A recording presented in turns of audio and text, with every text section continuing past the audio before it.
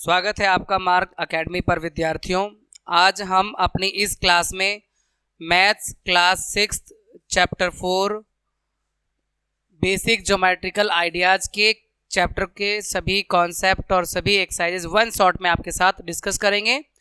ये class recording CBSE NCERT के rationalised syllabus 2022 यानी जो नया सिलेबस 2022 में आया था उसी पर बेस्ड है। क्लास रिकॉर्डिंग में क्या क्या है ये डिस्क्रिप्शन में जाकर देख सकते हैं आप, और वहाँ पर दिए हुए टाइमलाइन का इस्तेमाल करके आप किसी भी क्वेश्चन को, क्लास रिकॉर्डिंग कितनी बड़ी हो लेकिन डिस्क्रिप्शन का अगर आप इस्तेमाल करेंगे तो किसी भी क्वेश्चन को आप सिर्फ एक टच पर सीख सकते हैं, देख सकते हैं, समझ सकते हैं। तो शुरुआत करते हैं अपने कॉन्सेप्ट की। सबसे पहले बच्चों, पॉइंट क्या होता है? पॉइंट किसी चीज़ की लोकेशन बताने के लिए हम पॉइंट का इस्तेमाल करते हैं और इसे एक कैपिटल लेटर से दिखाया जाता है। जैसे कि प्लेन पर कहीं कोई चीज़ है, कोई लिखा हुआ है या कुछ है, तो पॉइंट बी उससे बता देते हैं कि पॉइंट बी पे एक आदमी खड़ा है, पॉइंट सी पे एक आदमी खड़ा है। तो वो पॉइंट ना लोकेशन बताने के लिए इस्तेमाल किया जाता है। जैसे हमने एक पॉइंट मार्क कर दिया, ये पॉइंट है, इसका नाम हमने ए दे दिया। फिर एक और पॉइंट है, इसका नाम हमने बी दे दिया। तो पॉइंट ना किसी चीज़ की लोकेशन बताने के लिए होता है, इस्तेमाल किया जाता है, और इसको जनरली कैपिटल लेटर में दिखाया जाता है। पॉइंट ए या पॉइंट बी या पॉइंट सी जो है वो कैपिटल लेटर में लिखा जाता है, इंग्लिश का जो अल्फ़ाबेट होगा। उसके बाद लाइन सेगमेंट क्या होता है? ये जिसकी एक डेफिनेट लेंथ होती है। जिसकी एक डेफिनेट लेंथ का मतलब होता है कि एक निश्चित लंबाई, मतलब अनलिमिटेड। लाइन तो अनलिमिटेड कितना भी बढ़ सकता है, लेफ्ट में भी या राइट में, लाइन सेगमेंट लेकिन उस लाइन का पार्ट होता है जिसकी एक डेफिनेट लेंथ होती है ना। अगर मान लो पॉइंट ए से पॉइंट बी के बीच का डिस्टेंस निकालना हो तो वो लाइन सेगमेंट बताएगा, क्योंकि वो डेफिनेट लेंथ हो गया वो।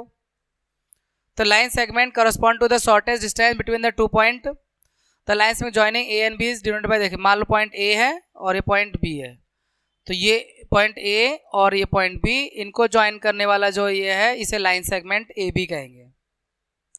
ये लाइन सेगमेंट ए बी है।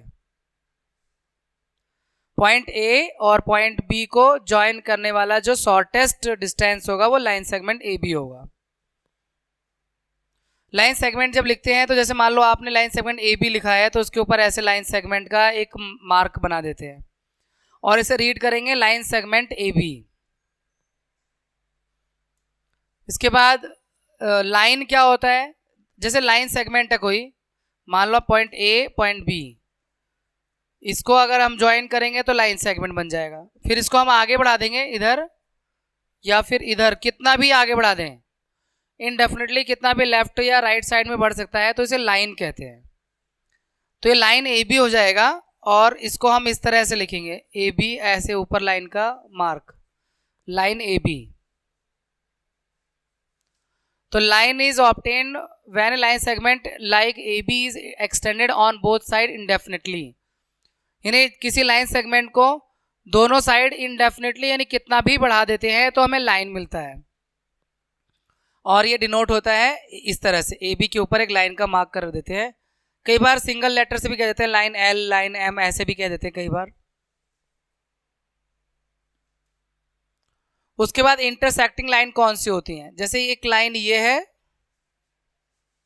और दूसरी लाइन ये है, तो ये दोनों लाइनें एक दूसरे को एक पॉइंट पे कट रही है, क्रॉस कर रही हैं, तो इसे इंटरसेक्टिंग लाइन कहते हैं। ऐसी लाइन को इंटरसेक्टिंग लाइन कहते हैं।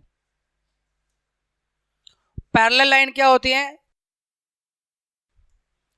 एक लाइन है मान लो ये, और ये दूसरी लाइन है, ये दोनों लाइन पैरेलल होगी अगर ये एक दूसरे से कभी मीट ना करें। लेफ्ट में भी कितना बढ़ा दो इन दोनों लाइन को, या राइट में भी कितना ही आगे बढ़ा दो, पर ये दोनों लाइनें एक दूसरे को कहीं भी मीट नहीं करेंगी, तो ये लाइन पैरेलल लाइन मानी जाएंगी। मतलब पैरेलल लाइंस वे होती हैं जो एक दूसरे को मीट नहीं करती हैं, चाहे वो लेफ्ट में कितना ही इंक्रीज कर दो या राइट में ही कितना इंक्रीज कर दो, पर वो एक दूसरे से मीट नहीं करेंगी, then they are parallel lines. ठीक है। रे एक देखिए, जिसका एक स्टार्टिंग पॉइंट तो है पर एंड पॉइंट ना हो।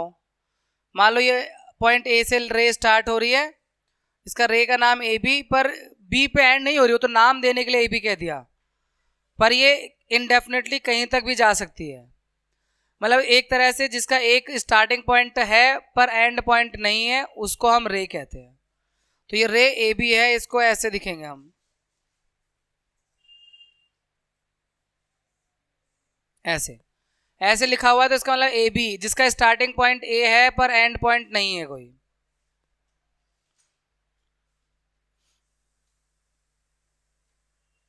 एनी ड्राइंग स्ट्रेट और non done with lifting without lifting the pencil. अच्छा, अगला है लाइन कर्व।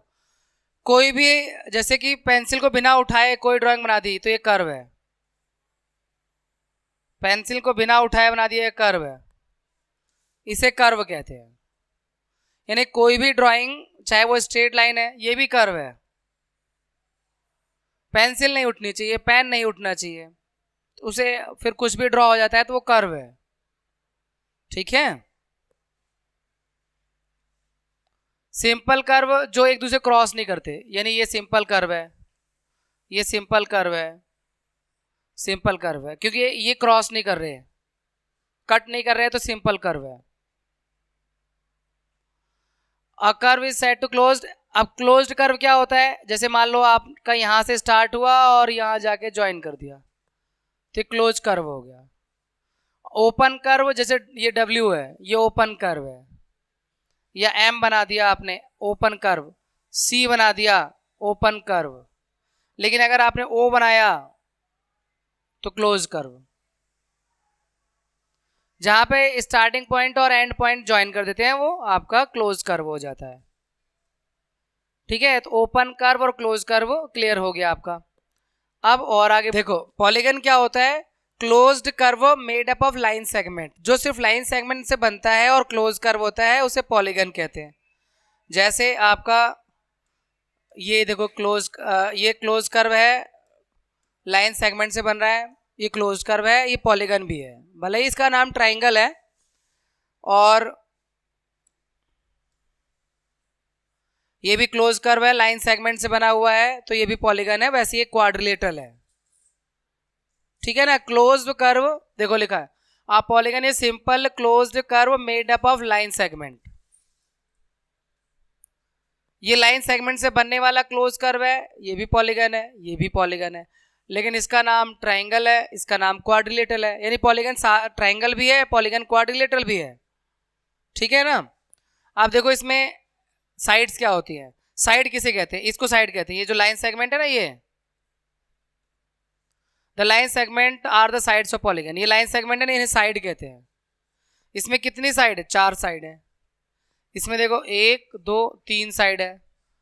और उसके बाद अगला है एडजेसेंट साइड किसे कहते हैं, इन दोनों को एडजेसेंट कहेंगे जिनका एक वर्टेक्स कॉमन हो, any two side with common and point, यानी ये दोनों साइड का कॉमन पॉइंट ये है एक, तो ये दोनों एडजेसेंट हो गए, ये दोनों भी एडजेसेंट है क्योंकि इनका कॉमन पॉइंट ये है, ये दोनों भी एडजेसेंट साइड माने जाएंगे क्योंकि इनका कॉमन पॉइंट ये है ना, 2 साइड जिनका एक कॉमन पॉइंट होता है उसे हम एडजेसेंट साइड कहते हैं।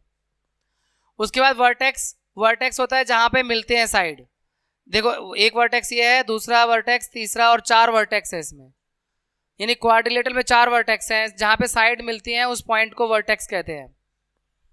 यहाँ पे 3 वर्टेक्स हैं, 1 2 और 3। उसके बाद एडजेसेंट वर्टेक्स ये होगा, जैसे ये बगल बगल वाले and point of same side, एक ही साइड के 2 एंड पॉइंट होंगे ना, जैसे ये साइड है इसके 2 एंड पॉइंट, एक ये और एक ये, तो इन दोनों पॉइंट एंड पॉइंट को कहेंगे एडजेसेंट वर्टेक्स। क्या कहेंगे, एडजेसेंट वर्टेक्स। और जैसे ये वाला वर्टेक्स और ये वाला वर्टेक्स है, इसे कहेंगे अपोजिट वर्टेक्स। तो जो opposite vertex, non adjacent vertex और अपोजिट वर्टेक्स दोनों पता होना चाहिए। नॉन एडजेसेंट वर्टेक्स या अपोजिट वर्टेक्स ये है, अगर इसको इससे मिला दोगे एक नई फिगर आती है, इसे कहते हैं डायगोनल, यानी अगर अपोजिट वर्टेक्स को मिलाएं तो जो मिलती है लाइन उसे डायगोनल कहते हैं। या नॉन एडजेसेंट, देखो यहाँ लिखा हुआ है नॉन एडजेसेंट वर्टिसेस, मतलब एडजेसेंट तो ये दोनों हो गए, लेकिन अगर ये और ये देखें तो ये नॉन एडजेसेंट है, तो इनको जब मिलाएंगे तो हमें जो मिलेगा वो डायगोनल होगा। तो डायगोनल क्या होता है, साइड क्या होता है, एडजेसेंट साइड क्या होता है, वर्टेक्स क्या होता है, ये सब पॉलीगन में ही आती है चीजें। तो जब दो नॉन एडजेसेंट वर्टेक्स को मिलाओगे तो उससे जो मिलेगा वो डायगोनल होगा। तो ये डायगोनल है और ये भी डायगोनल है, ये सब साइड है। ठीक है, अब आगे बढ़ते हैं। एंगल कब बनता है? जैसे दो रे हैं जिनका एक ही स्टार्टिंग पॉइंट है, एक रे ऐसे जा रही है और उसी स्टार्टिंग पॉइंट से एक दूसरी रे जा रही है, तो उन दोनों रे के बीच में जो बनता है वो एंगल होता है, इसे एंगल कहते हैं। दो रे एक ही पॉइंट से निकलती हैं जब अलग अलग, तो वो एंगल बनाती हैं आपस में। ठीक है, an angle is made of two rays starting from a common starting and initial point.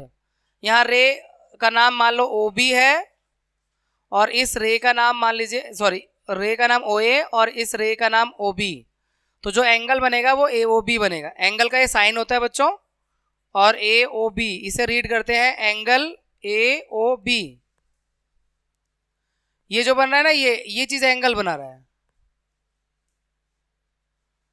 मतलब दो रे एक ही स्टार्टिंग पॉइंट से निकल रही हैं तो उनके बीच में एक एंगल बन रहा है, और ये एंगल का वर्टेक्स होगा, ये एंगल की एक आर्म है और ये एंगल की दूसरी आर्म है।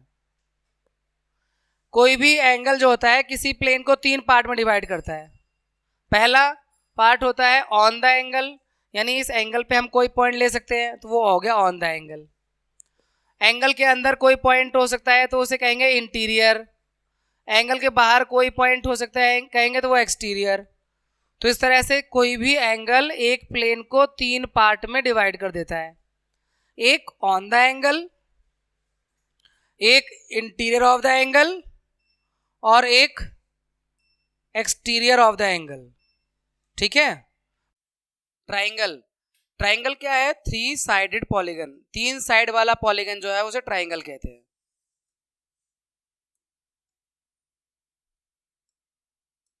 ये ट्राइंगल है, ये इसकी साइड है, ये लाइन सेगमेंट को हम साइड कहते हैं।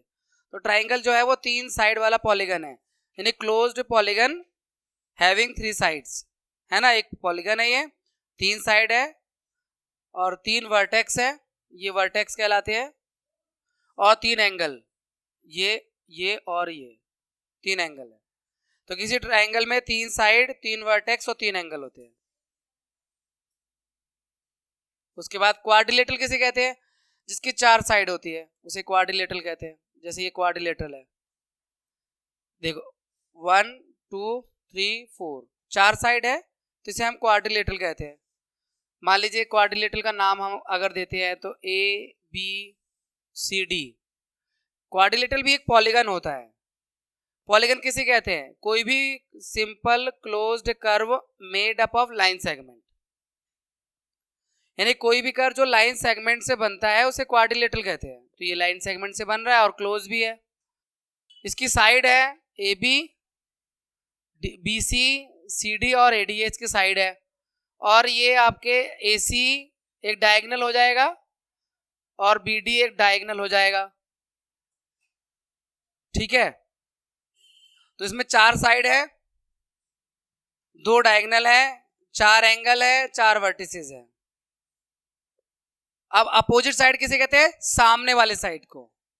जैसे ये साइड ए बी है तो इसकी अपोजिट साइड है डी सी, ये रहा A B and D C opposite side हो गई। ए डी और बी सी ये भी अपोजिट साइड है, यानी ए डी और बी सी अपोजिट साइड का एक पेयर है और ए बी और डी सी अपोजिट साइड का दूसरा पेयर है। इसी तरह से एंगल ए का अपोजिट एंगल सी है, एंगल सी। एंगल बी का अपोजिट एंगल एंगल डी है, ये अपोजिट एंगल है।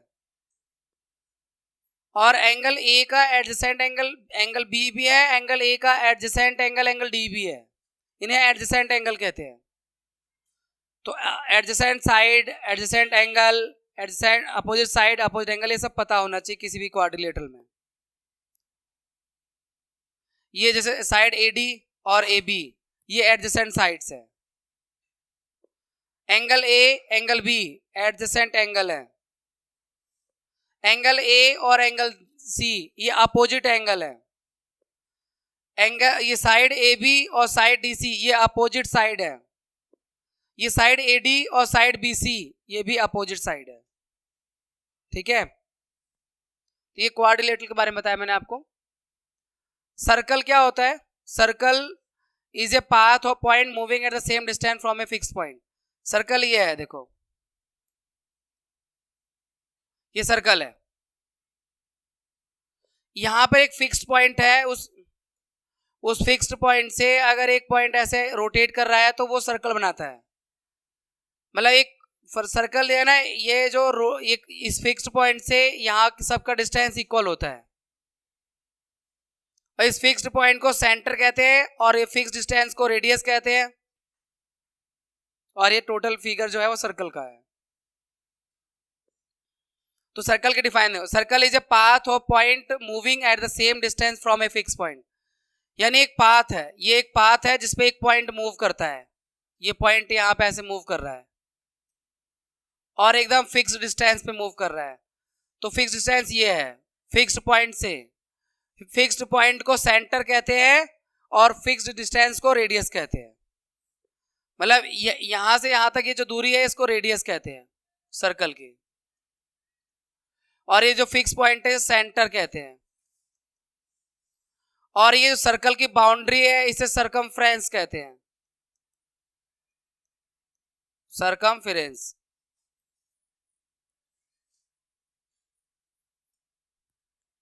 और अगर सर्कल के सेंटर से एक लाइन पास होके जाती है, यहां से सेंटर से एक लाइन पास होती है, सर्कल को दो जगह कट करती है, तो इसे डायमीटर कहते हैं।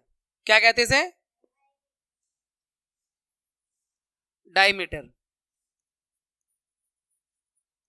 और अगर मान लीजिए ये डायमीटर कॉर्ड, एक लाइन जो सर्कल को दो जगह कट करती है वो कॉर्ड होता है। डायमीटर भी एक कॉर्ड है लेकिन वो सबसे बड़ा कॉर्ड है। तो ये एक कॉर्ड है, मान लीजिए इसका नाम हमने ए बी दे दिया, ये जो लाइन है ना इसको कॉर्ड कहते हैं, CHORD, कॉर्ड कहते हैं। ठीक है ना, हम सर्कल के बारे में आपको पूरा इंट्रोडक्शन दे रहे हैं यहाँ पर। इसके अलावा एक और फिगर बना दो सर्कल का, फिर और समझाऊं।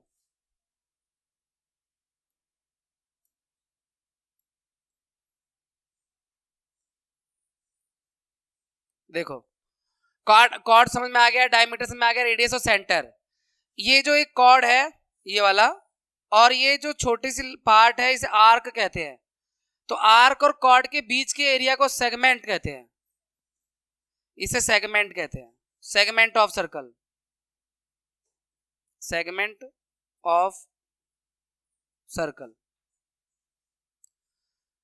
और ये जो सर्कल का सेंटर है, यहां से एक रेडियस ये खींच दो, एक रेडियस ये खींच दो, और ये वाला आर्क इसको सेक्टर कहते हैं। ये जो एरिया आता है पिज्जा की शेप में, ट्रायंगल की शेप में, इसे सेक्टर कहते हैं, सेक्टर ऑफ सर्कल।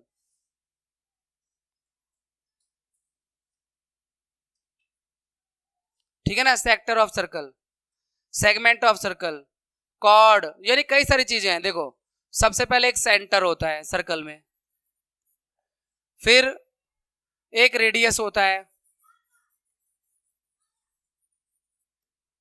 फिर एक डायमीटर होता है, फिर कॉर्ड होता है, फिर सरकमफ्रेंस है,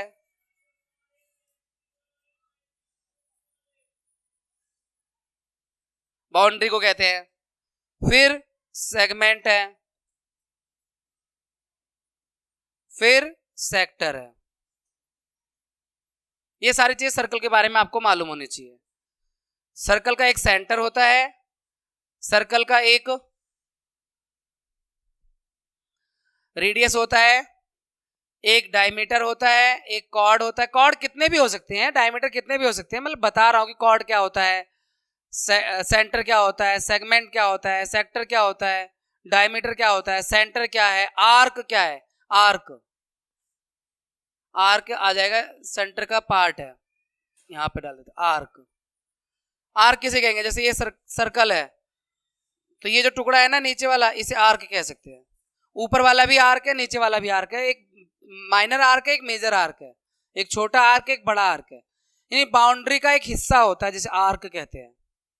सर्कल की बाउंड्री जो सरकमफ्रेंस है उसका एक छोटा सा हिस्सा जो है आर्क होता है। तो ये पूरा इंट्रो हो गया आपका सर्कल के बारे में। ठीक है, सर्कल का एक कंप्लीट इंट्रो हो गया आपके सिलेबस के हिसाब से।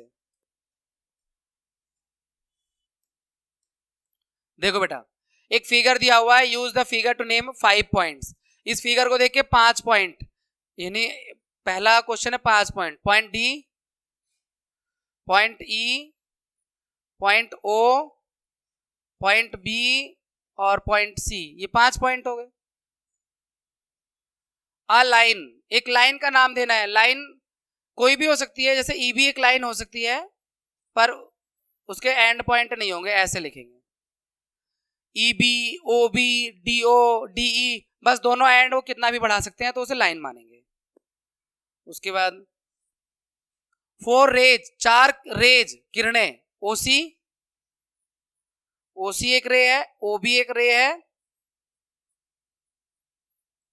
अगर मान लो यहां ए डाल देते हैं नाम, तो ओ ए एक रे है, ओ डी एक रे है, ओ ई एक रे है, ये भी हो सकता है, ओ ई भी हो सकता है रे। हमने जो ओ ए अपनी तरफ से डाल दिया ना, वो तो इसलिए डाल दिया कि देखो ए बी सी डी, यानी ए मिसप्रिंट हो सकता है, मिसप्रिंट हो गया हो, ना हो मिसप्रिंट तो भी हम नाम दे सकते हैं। उसके बाद डी क्वेश्चन है 5 लाइन सेगमेंट। तो कॉन्सेप्ट में बताया लाइन सेगमेंट जिसकी एक निश्चित लाइन होती है, जिसकी एक निश्चित लेंथ होती है, डेफिनेट लेंथ। तो डी एक लाइन सेगमेंट है,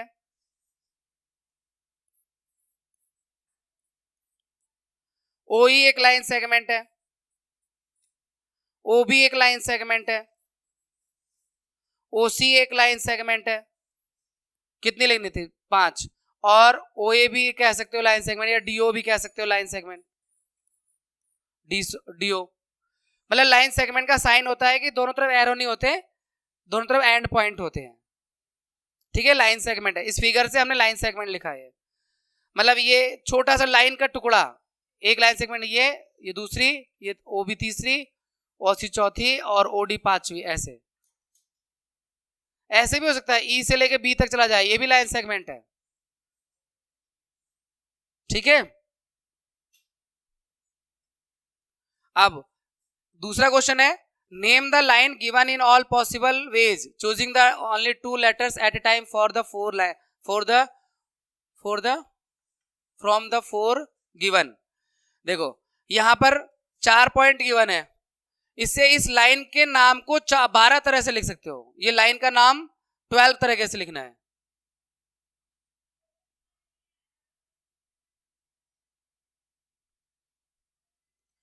देखो इस लाइन का नाम ए बी हो सकता है,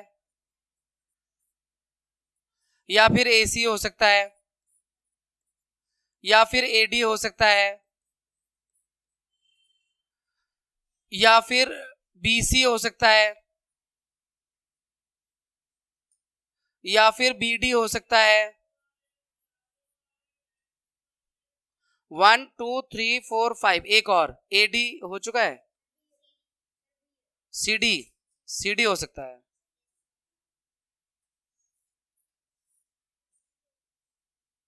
अब इसको उलट देंगे, पलट देंगे, तो 6 ये हो गए, 6 और हो जाएंगे। इसी लाइन का नाम बी ए बी की जगह बी ए हो सकता है, सी ए सी की जगह सी ए हो सकता है, ए डी की जगह डी ए हो सकता है,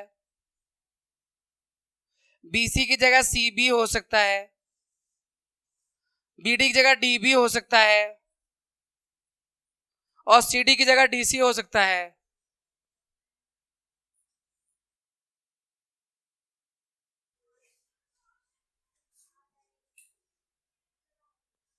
तो एक लाइन को देखो आप कितनी तरह से नाम दिया जा सकता है ना, ऐसे कितनी भी तरह से नाम दे सकते हैं, मतलब और पॉइंट बढ़ा दें तो। Next, use the figure to name. इस फिगर को देख के नाम देना है। देखो इस फिगर को देखते हैं और फिर जो भी पूछता है उसका नाम देते हैं। लाइन कंटेनिंग पॉइंट ई, एक लाइन का नाम बताना है जिसपे पॉइंट ई आ रहा हो। तो कोई भी लाइन हो सकता है, एडी भी हो सकता है, बीडी भी हो सकता है, ए भी हो सकता है, सब पे ई आ रहा है क्योंकि वो लाइन तो कितनी बड़ी हो सकती है, अभी तो हमने समझा पीछे। तो उस लाइन का नाम ए बी भी हो सकता है। ए बी को जब आगे बढ़ा रहे हैं ना तो उस पर ई पॉइंट आ रहा है।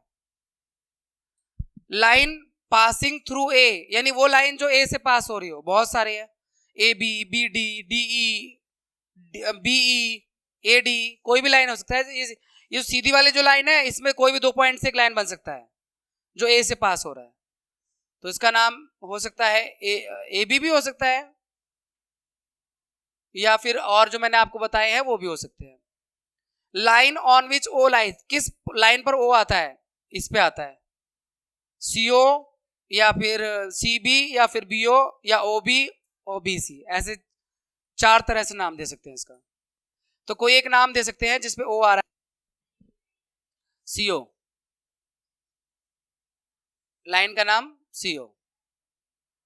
अगला D, 2 pair of intersecting line, intersecting line के 2 पेयर, इंटरसेक्टिंग लाइन वो होती है जो एक दूसरे को काट रही होती है, तो इंटरसेक्टिंग लाइन एक तो हो गया, जैसे ये सी बी और ए बी, ये काट रही है, A B and C B, एक pair.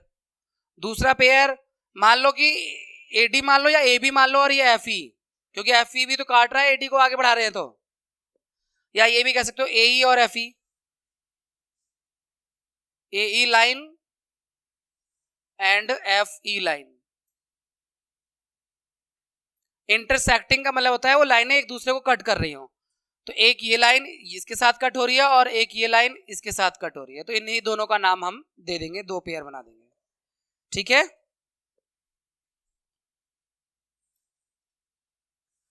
How many line can pass through a given point, एक पॉइंट से कितनी लाइनें पास हो सकती हैं बच्चों, एक पॉइंट से इनफाइनाइट, एक पॉइंट से कितनी भी लाइनें पास कर सकते हैं, तो इसमें लिखेंगे infinite line can pass through a given point, इसमें लिख देंगे इनफाइनाइट, इनफाइनाइट मतलब अनंत, infinite lines can pass through a given point, एक अगर पॉइंट गिवन होगा तो उससे इनफाइनाइट लाइन पास हो सकती है। पहला, जैसे एग्जांपल के तौर पर देखो, ये पॉइंट है, एक लाइन ऐसे हो गई, एक लाइन ऐसे हो गई, एक लाइन ऐसे हो गई,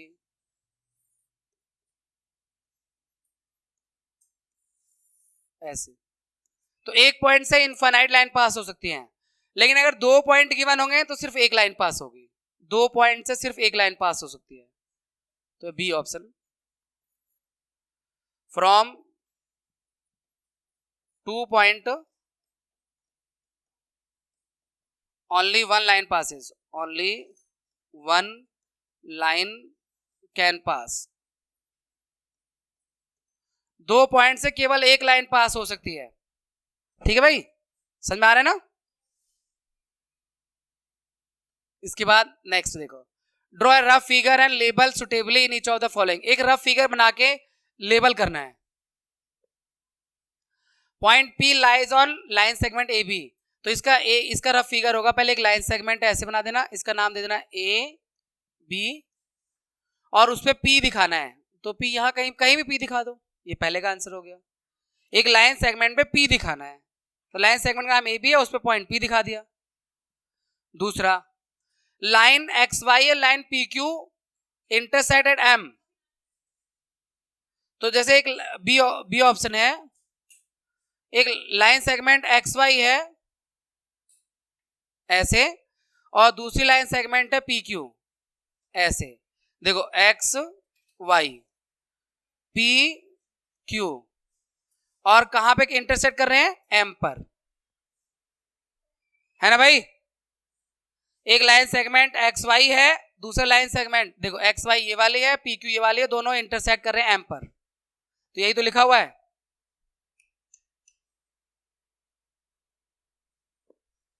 सी, line L contains E and F but not D, एक लाइन एल है जिस पर ई और एफ है पर डी नहीं है, तो एक ऐसे लाइन बना लो, ऐसे, इस लाइन का नाम एल दे दो, इस पर ये रहा ई, मान लो ये रहा पॉइंट ई और ये रहा एफ, पर डी ऊपर कर दो, ऊपर या नीचे कहीं कर दो, उस लाइन पे मत करना, तो इसका फिगर बन गया कि हमें एक ऐसा फिगर बनाना है जिसमें लाइन एल है और लाइन एल पर ई और एफ है पर डी नहीं है, ठीक है ना। उसके बाद डी वाला क्वेश्चन लो। लाइन ओपी, एक लाइन ओपी है, एक लाइन ओक्यू है जो पॉइंट ओ पर मीट कर रहे हैं। तो दो लाइन है, मतलब एक ऐसे लाइन खींच दो इंटरसेक्टिंग है और दूसरी ऐसे खींच दो, जो मिल रहे हैं पॉइंट ओ है, और ओ पी एक लाइन हो जाएगा, ओ क्यू दूसरी लाइन हो जाएगा। ये है, दो लाइनें हो गई ओ क्यू और ओ पी जो ओ पर मिल रहे हैं। एक तरह से ये इंटरसेक्टिंग लाइन है। ठीक है भाई, तो जैसा बोला गया था वैसे ही फिगर ड्रॉ करना है समझ समझ कर। नेक्स्ट, अब देखो इस फिगर को देख के हमें ट्रू फॉल्स बताना है। ये अच्छा खासा रिवीजन हो जाएगा आपका इस फिगर से, सारे चैप्टर के पॉइंट का, इस चैप्टर के।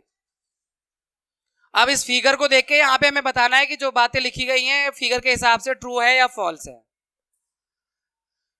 Q M O N P R point on line M N, line M N पर Q M O N P, हाँ लाइन एम एन तो कितनी भी हो सकती है, तो बात तो ट्रू है, इसी लाइन पर सारे पॉइंट आ रहे हैं तो ट्रू है ये पहला वाला।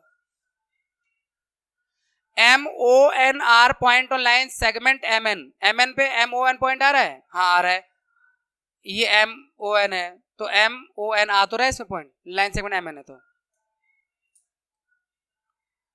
M and N are end point of line segment M N, line segment M N का एंड पॉइंट एम और एन है। देखो लाइन सेगमेंट ये है एम एन, तो इसका एक एंड पॉइंट एम है और एक एंड पॉइंट एन है, सही है, ट्रू है।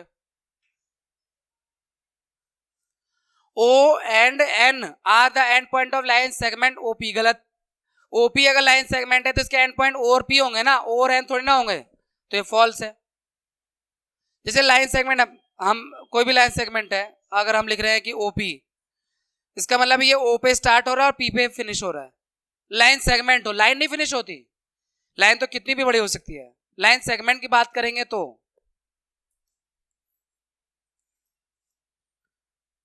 M is one of the end point of line segment QO, QO का एक एंड पॉइंट M है ना। अगर लाइन सेगमेंट आप QO की बात करेंगे तो इसका तो एक एंड पॉइंट Q है, एक एंड पॉइंट M है, ओ सॉरी O है, M तो नहीं है, M तो बीच में है, उसके एंड पॉइंट थोड़ा ना है उसका वो। ठीक है भाई, तो ये भी फॉल्स है। M इज पॉइंट ऑन रे ओपी, रे ओपी पे M पॉइंट है, रे ओपी ओपी पे M, ना ना ना, M तो उसके पीछे है, ओपी पे नहीं है। रे अगर ओपी है, स्टार्टिंग पॉइंट ओ है, ओ से उधर उधर आ रहे तो मान लेते, पर पीछे थोड़ा मानेंगे, तो फॉल्स। अगर हम जी की बात करते हैं, रे ओपी इज डिफरेंट फ्रॉम रे क्यूपी, हाँ ये एक पॉइंट से डिफरेंस है कि जो रे ओपी है ओ से स्टार्ट हो रही है और पी की तरफ जा रही है, क्यूपी जो है क्यू से स्टार्ट हो रही है, इस मामले में डिफरेंट है। वैसे देखा जाए तो क्यूपी के पार्ट ही बन जाता है ओपी, लेकिन दोनों का स्टार्टिंग पॉइंट अलग है, इसलिए हम इसे कह सकते हैं कि ये ट्रू है।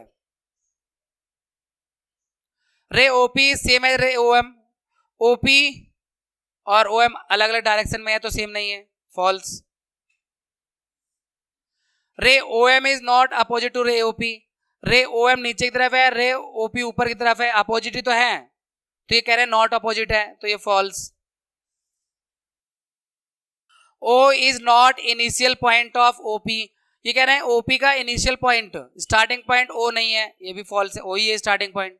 अगर रे का नाम ओ पी है तो ओ स्टार्टिंग पॉइंट हो जाएगा, ओ एम है तो ओ स्टार्टिंग पॉइंट हो जाएगा, तो ये फॉल्स है, ये कह रहे हैं नहीं है स्टार्टिंग पॉइंट। इसके बाद N is the initial point of NP और एनएम, हाँ ये ट्रू है, क्योंकि दोनों का स्टार्टिंग पॉइंट, क्यों नाम एनपी है तो एन से स्टार्ट हो रहा है, एनएम है तो भी एन से स्टार्ट हो रहा है, तो इनका इनिशियल पॉइंट, इनिशियल का मतलब स्टार्टिंग पॉइंट एन है, तो ये ट्रू है। अब हम एक्सरसाइज 4.2 पे आ गए। Classify the following curve as open curve and close curve. Open पहला वाला है, ये ओपन है, ये क्लोज है, ओपन के लिए ओ लिख देता हूं, क्लोज के लिए सी, ये ओपन है ओ, क्लोज सी, ये भी क्लोज सी। ठीक है ना, ऐसा जो कोई कर्व है ये ओपन है, अगर बंद हो गया तो क्लोज है। जिसका स्टार्टिंग पॉइंट को एंड पॉइंट से मिला देते हैं वो क्लोज हो जाता है। ठीक है भाई, तो आपको यहाँ पे ओपन और क्लोज कर्व बताना था क्वेश्चन 1 में 4.2 के। इसके बाद draw rough figure to illustrate the following. Rough figure बना के आपको बताना ओपन कर्व। ओपन कर्व तो डब्ल्यू भी हो सकता है, ऐसे यू भी हो सकता है, सी भी, ये ओपन कर्व है।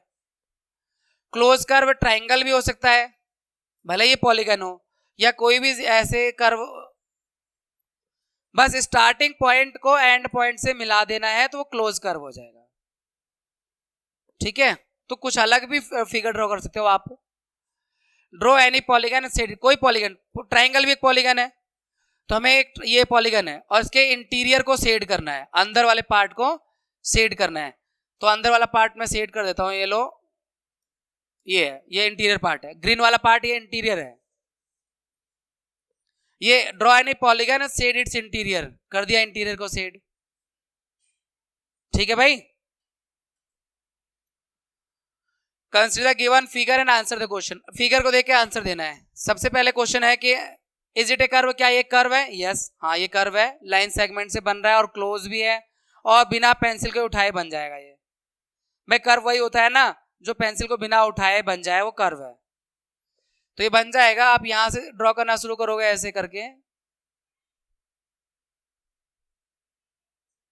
तो ये कर्व है। यस, क्लोज कर्व है, हाँ क्लोज भी है क्योंकि स्टार्टिंग पॉइंट एंड पॉइंट से मीट कर गया है, तो क्लोज भी है।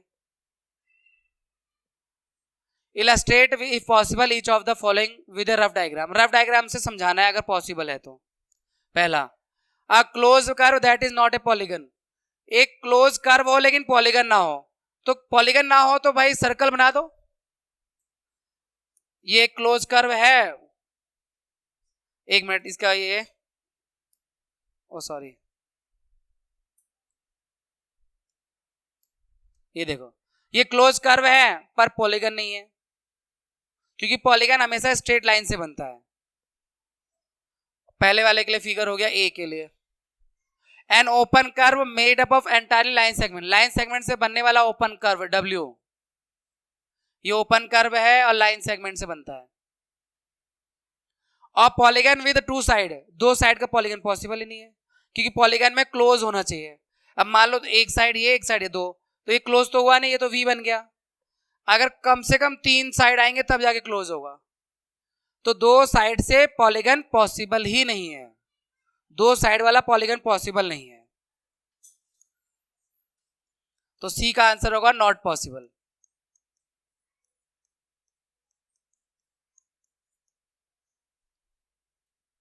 इसके बाद 4.3, name the angles in the given figure.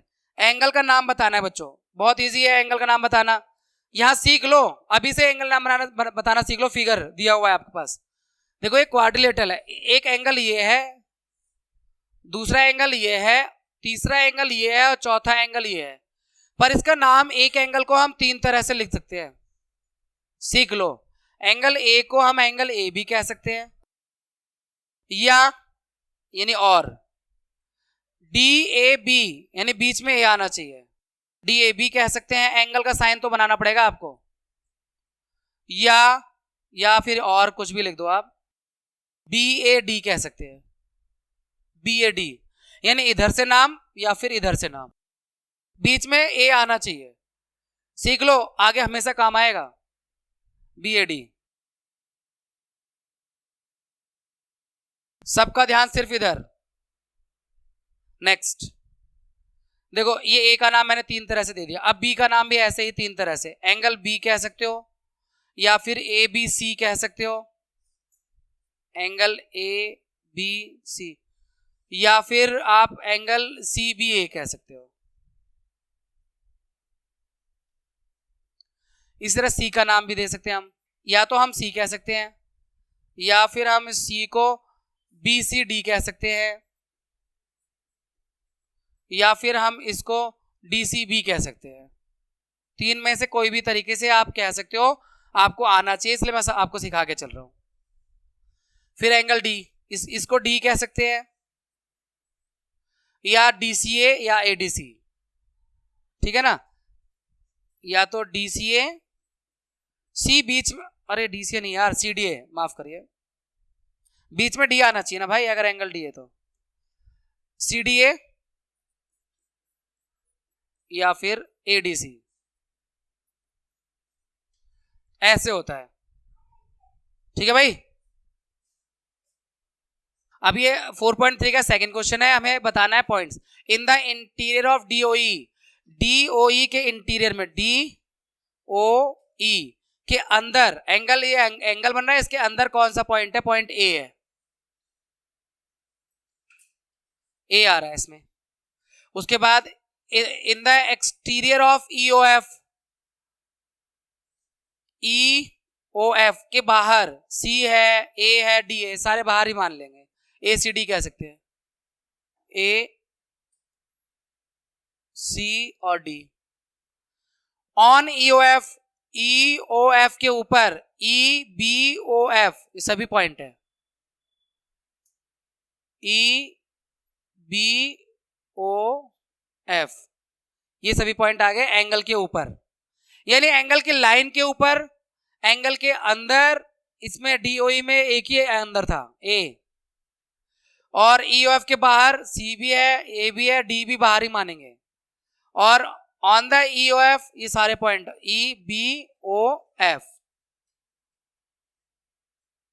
इसके बाद पहला है, आपको बनाना है two angle such that they have one point in common, जिसमें एक पॉइंट कॉमन है। ये दो एंगल है, इसमें एक पॉइंट कॉमन, ये दिखा दो, ये दोनों में आ रहा है, एक पॉइंट दिखा दिया, दो एंगल है, ठीक है। और टू पॉइंट कॉमन, तो ये यहाँ ए और यहाँ बी, ये लो, दोनों एंगल में टू पॉइंट कॉमन, एक एंगल ये है, एक दूसरा एंगल है, ऐसे यहाँ टू पॉइंट कॉमन दिखा दिए, ए और बी, उसी लाइन पे ले लिया ना, ए और बी पर। उसके बाद